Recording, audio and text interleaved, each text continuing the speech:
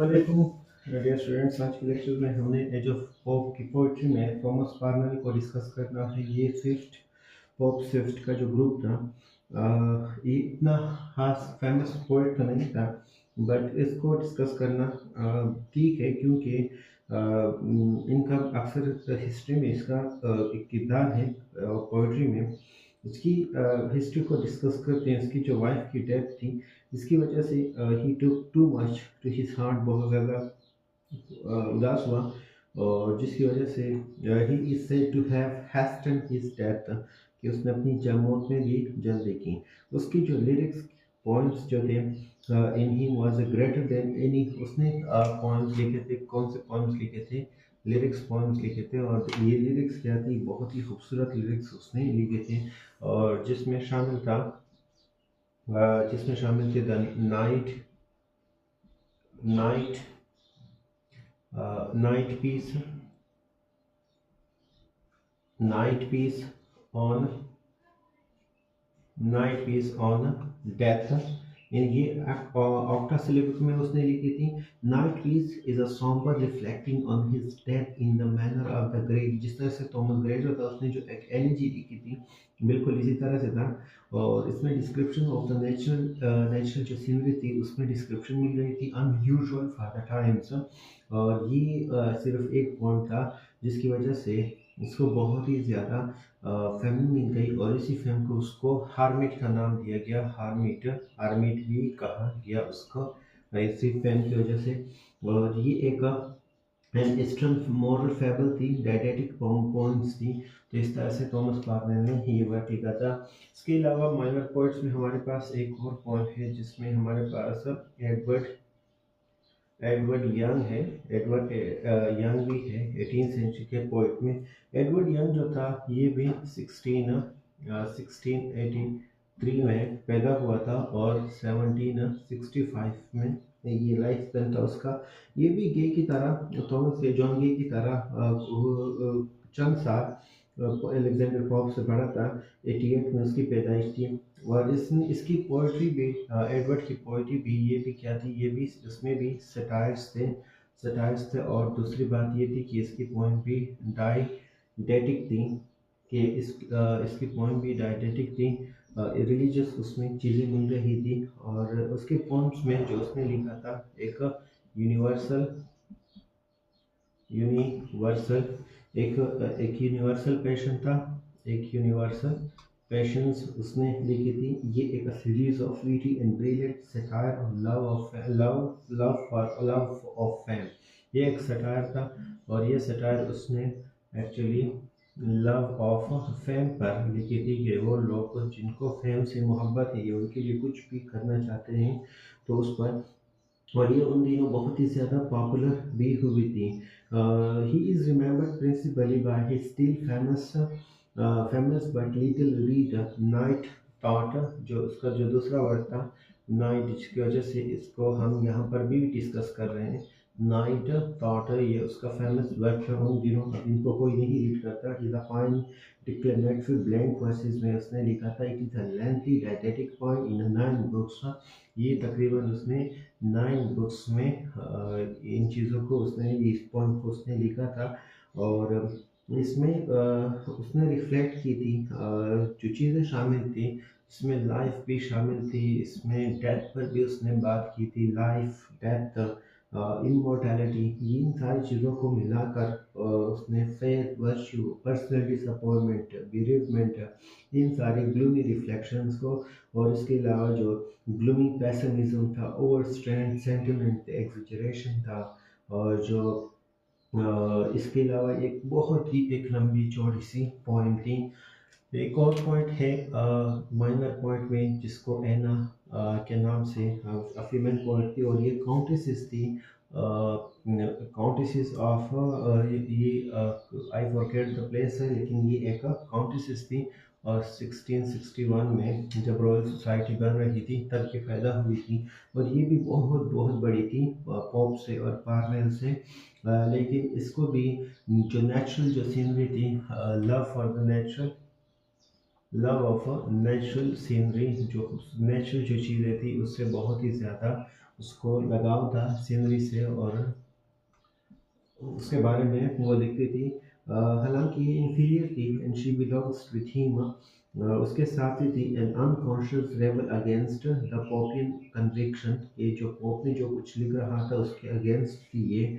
और इसने जो लिखी थी उसका एक उसने जो पोएम लिखी थी उसमें हमारे पास एक शामिल है absolute absolute retreat, absolute retreat ये शामिल है, एब्सोल्यूट रिट्रीट शामिल है। और दूसरा है द ट्री, ट्री भी है द ट्री। और इसके अलावा तीसरा है हमारे पास, वो है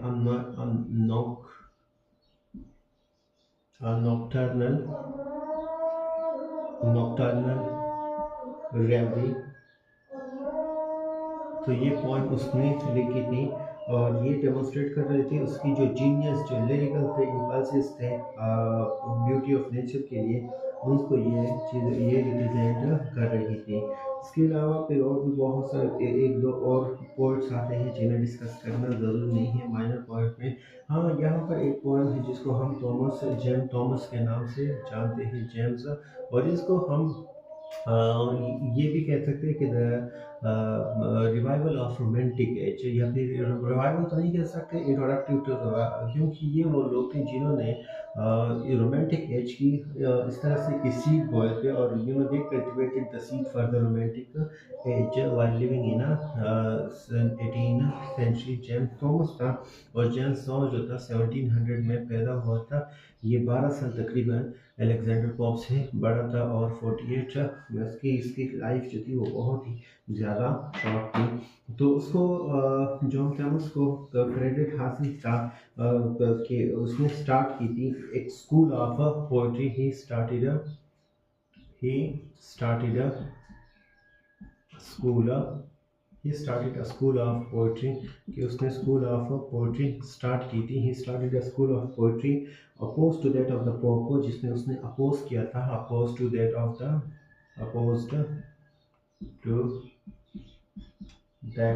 पोप को उसने अपोज किया था उस स्कूल ऑफ पोइट्री में। ये 1725 में जब लंदन आया तो उसका एक बहुत ही खूबसूरत वर्क था, और उसका ग्रेटेस्ट वर्क था जिसको द सीजन्स ये उसने लिखा, और ये उसका एक ग्रेटेस्ट वर्क उसको समझा। और ये उसको बहुत ज़्यादा फौरन तेज़ इमीडिएट सक्सेस इस काम को मिल गई थी, और जिसकी वजह से उसके कई दोस्त और कई पैटर्न, कई पेंशनर्स और कई अपॉइंटमेंट उसको मिल गई थी, और जिसकी वजह से वो एक आराम दे कंफर्टेबल लाइफ गुजार रहा था। और वो he had known for the Scottish scenery. He has known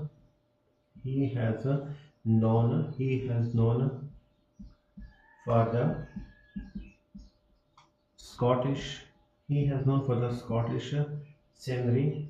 He has known for the Scottish scenery. उसकी वजह से इसको पहचाना जाना, और इनटू एंड उनका जो इलाका था स्कॉटिश का, जो रीच माउंट था, या फिर उनके गार्डन थे, उनके हेल्स थे, फील्ड्स थे, ये मतलब नेचर से रिलेटेड जो चीज़ें थी बहुत ही खूबसूरत, एक लग्जूरियस थीम जो वैली थी, और उस सब सारी चीज़ों को उसने इंक्लूड किया था। और उसकी जो पैशन फॉर द नेचर था, वो इन लवली इंग्लिश सीन, वो इसमें खूबसूरत ली गई थी।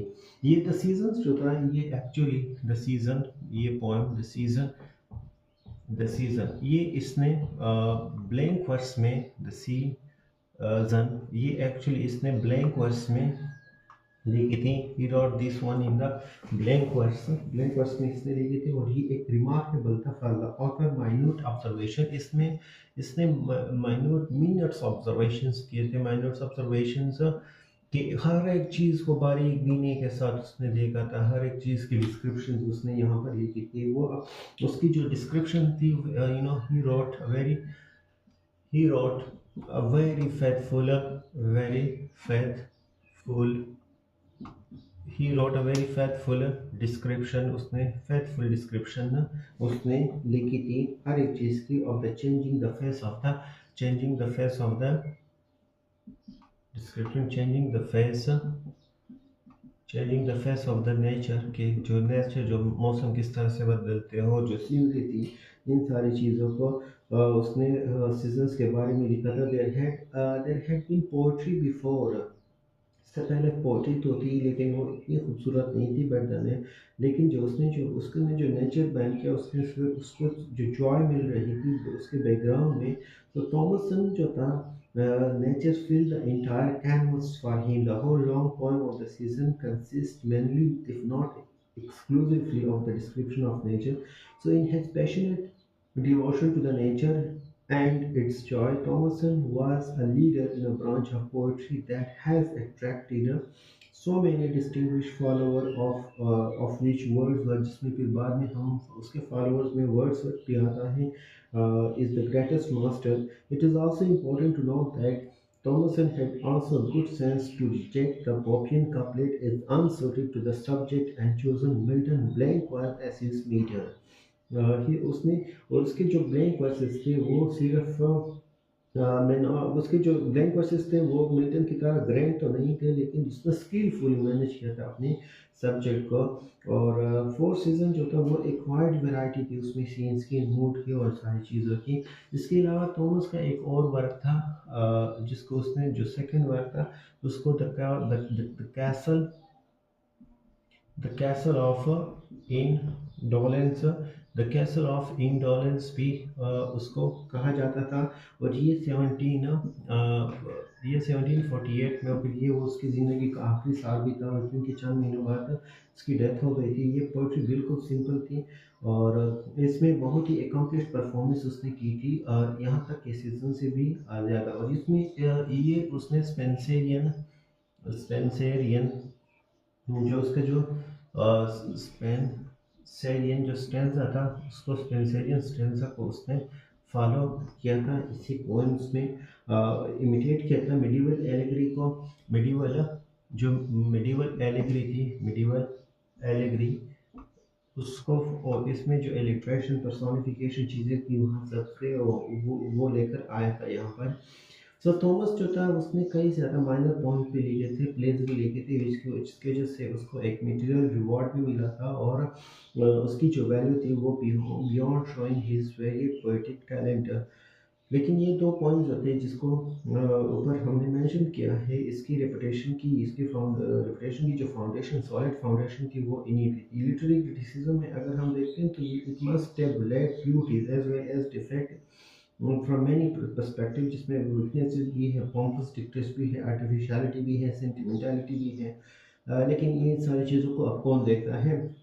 और लेकिन थॉमस जो था ये एक ऐसा इंसान था जिसने बुनियाद रखी थी रोमांटिक एज की and he was the first founder और फिर इन्फ्लुएंसर साबित हुआ वर्ड्सवर्थ और बाकी सब के लिए थैंक यू सो मच